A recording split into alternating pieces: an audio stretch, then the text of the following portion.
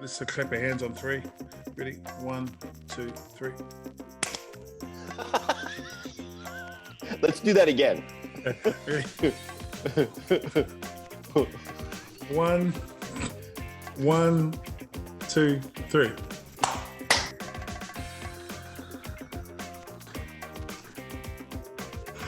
Oh, screw it. Let's just go with it. Kia ora, welcome to the Invisible Sensei podcast. Karate, Kubudo, Judo, Jiu-Jitsu, whatever the style of preference, we all have our own stories and experiences.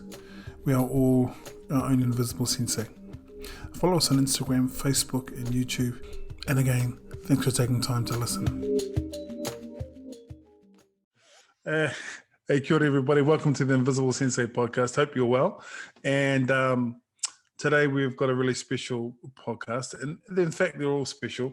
But for me, one of the things that has been really cool about the pandemic, if one can be said to actually find something which is cool in the midst of a pandemic, is the friendships that I've been really lucky to make over the last year and a bit.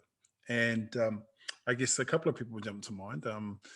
In this instance, there's kind of a three musketeer thing going on between myself, Josh Simmers of the Okinawa Karate podcast, and Sensei Michael Hagen of Apex Karate, who's our guest today, and also to our brother over at Karate Without Belts, Jonathan Ebersol. So I guess it's I want to say foursome, but I don't know if that's a thing to say. There's four of us. There's four of us in the group. We're friends. So with that, what I want to do now is just take time to introduce our guest today. And he is he's become a really close friend.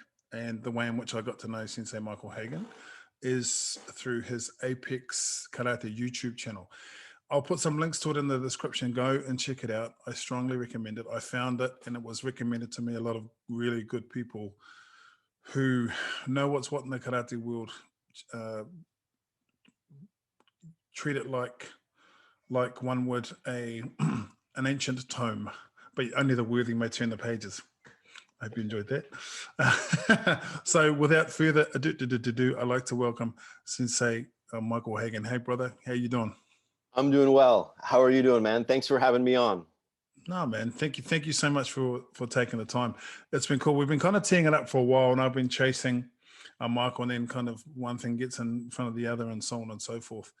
And we finally kind of connected it up the other day. I want to also do a shout out to our brother, Josh Simmers at the Okinawa Karate podcast for making the intros, really. And also, I'm noticing a trend. I don't know if you're noticing it, Michael, but I'm kind of interviewing all of Josh's. Josh interviews you guys first. But I mean, one could say that's the prototype. We won't call those sloppy seconds or anything. Yeah. Well, I mean, one could say that that's a prototype. I mean, I guess what I'm providing rough is draft. That's a rough draft, and I think it's great that he does that. But this is kind of the Ferrari. This is the Ferrari. Exactly. But seriously, thank you so much. So, hey, Josh, I'm only kidding, right? No, he's not. No, he's not. I never liked Josh. I never liked him. But Jonathan, you're cool, bro. Cool. So anyway, Sensei. Yeah. Brass tacks. So. Yep. Let's do it. Okay.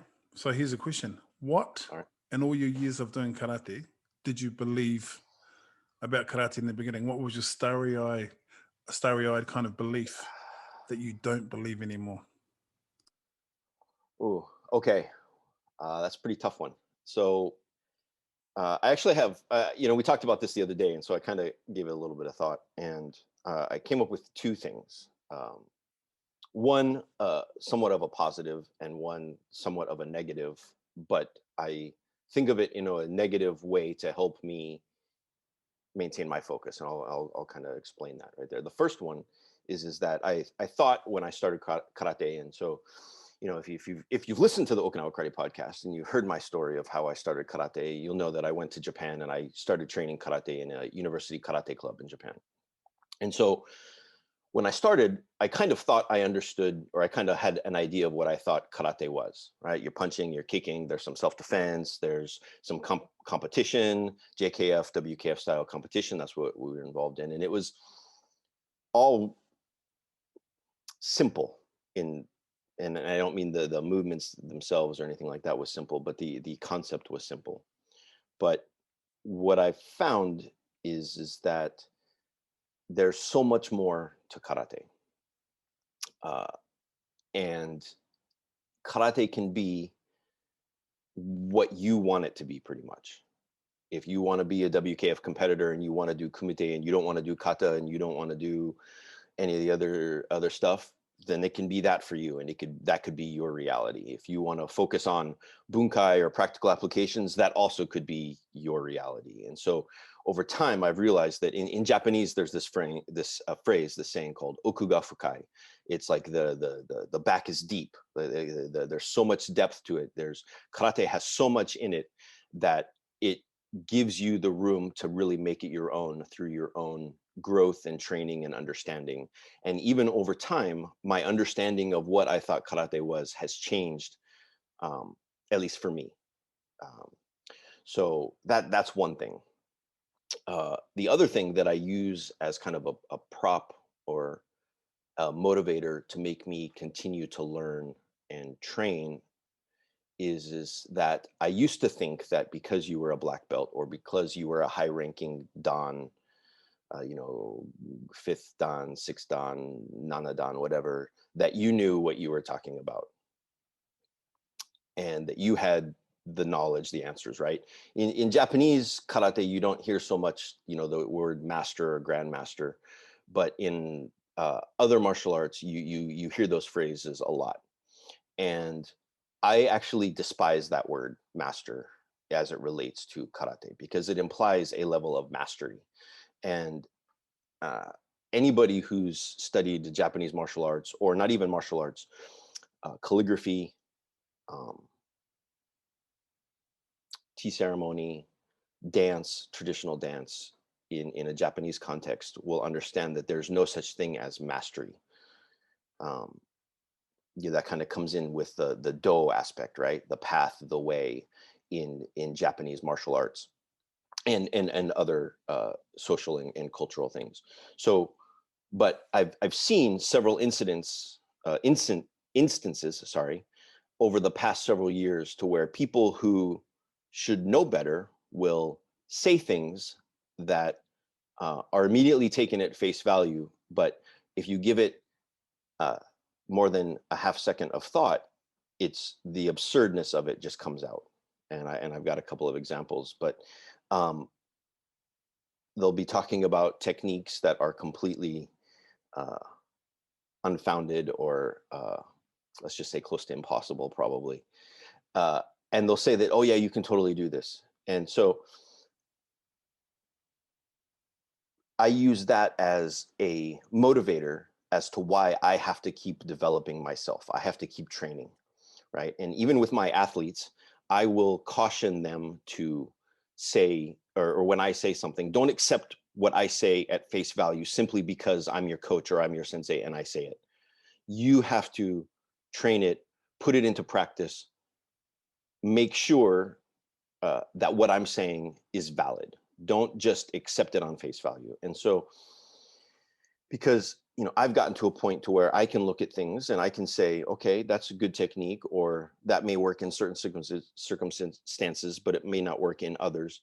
But everybody's on a growth scale, and if I say something irresponsible or that I know to be technically inaccurate, or I make up an answer on the spot that I haven't thought out, there are people that will hear it or listen to it and will just accept it because maybe they haven't reached the point yet in their karate path or their development path to where they can differentiate the wheat from the chaff, if that makes sense. And so as I go, it's when I hear these things, it's a reminder to me that I always have to be trying to do better. I have to make sure that what I'm saying when I'm coaching or I'm teaching is technically accurate, tactically accurate, and yet techniques may not work in every situation, and there may be certain techniques that only work in certain circumstances based on your physical limitations, or the position that you find yourself in some confrontation or something like that. But I have to make sure that I'm doing my part to explain them the best that I can without giving those frivolous type answers, if you will. And so that's been one thing that's motivated me recently to keep learning and keep training hard for my own development, is that when I'm coaching and I'm passing those on, that I'm doing the best that I can. That's brilliant. Really articulate answer, and really clear and concise. I mean, in keeping within that frame, how do you encourage, let's say for instance, your path has been an interesting one in the sense that, you started karate in the States, went to Japan, trained, learned the language, and then have continued from there and been a successful competitor and coach yourself. At what point in the dojo, or with athletes, or just in the dojo, how do you encourage that critical analysis that you've spoken of, being able to look at things and analyze them in a critical but positive way? The hardest part is, I think it comes from the way we do karate these days. In most people, the vast majority of people these days, well, let me step back. Okay. Recently, my sensei is Oshiro Toshihiro sensei from Shimaha Shorin-ryu and Yamane-ryu Bojutsu. And he was recently a guest on, interviewed by Chris Wilson and James Pankovich for the Okinawa Karate Masters podcast. And that just came out. So if you haven't seen it, go check it out. But one thing he talked about was the difference in training, especially when he started his learning Yamane-ryu Bojutsu. And he described how the majority of his Bojutsu training was at night after dojo training. He would go to his sensei's house, and his sensei would first drink 2 cups of tea, and then he would tell him to go train out on the veranda or out in the yard, the garden. They would do training for a couple of hours, just the two of them, or maybe with Nishime sensei also. And then they would have dinner after midnight, 1 a.m. The sensei's wife had already gone to bed, but she'd prepared dinner. And then they would sit and they would talk about different things: etiquette, training, karate, kobudo, old stories, and this, what our friend Josh Simmers at the Okinawa Karate podcast calls izakaya training, right? Now we go to the bar after training and we listen to sensei talk. But that was the way it was done historically, that one-on-one or two-on-one training, to where you have a lot more interaction. And back then, the way of instruction was sensei would ask a question and send you on your way, and you would come back with an answer. And then sensei would tell you whether it was right or wrong, or whether that was an acceptable answer. Today, we have a different environment where the majority of people do the majority of their training in a dojo type environment. Many times a commercial dojo, right? In the United States, it's, it'll be a commercial dojo, and that's fine, right? But everything is done by count. You're in group classes. It's very difficult to give one-on-one instruction, because if there's 20 students in the class and I stop the class to give one-on-one instruction to one individual, the people around them, immediately next to them, may hear and see what's going on. But the farther away you are, it becomes more difficult to understand what's going on. And then, depending on the age group that you're instructing, they may or may not be as focused on it. I often say, hey, just because I'm correcting so-and-so over here, you should be paying attention and seeing if you're doing the same thing. But that doesn't always happen.